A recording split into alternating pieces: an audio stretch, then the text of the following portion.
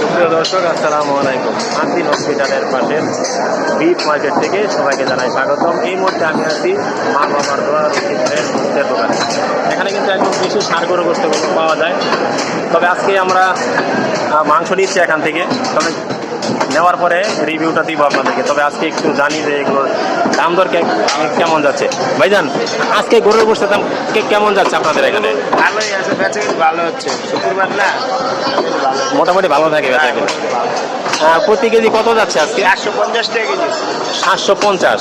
আচ্ছা, অন্যান্য মাংসের দোকানের তুলনায় তো দেখা যায় 50 টাকা কম আছে আপনাদের এখানে।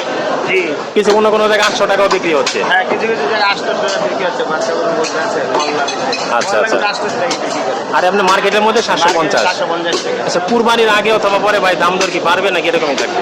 এটা যদি বলা যায় না, এখন বর্তমানে দাম বেশি। এখন দাম বেশি, প্রচলিত গরু আছে অনেকে পালে, মনে করেন সব গরু সার রাখে, দাম বেশি কম হতে পারে। এখানে একটু দাম বেশি। আচ্ছা, গরুর মাথা কলিজা কেমন দাম? মাথা কলিজা ধরেন আপনার এটা পুরা ঝোপার দাম হইলো আপনার 14,000, 15,000, 10,000 কেজি প্রতি কেজি মাথা মাথা কেজি হইলো আপনার 400 টাকা। 400 টাকা কেজি। আর গরু ভুড়ি কেমন দামে বিক্রি আর হয়? ভরি হইলো 300 টাকা। 300 টাকা কেজি। আজকে ভাই কয়টা গরু জবাই দিয়েছে আপনাদের এখানে? আমরা 4টা দেবো। 4টা। মাশাআল্লাহ শেষ হয়ে যাবে সব। হ্যাঁ, বসে আছে।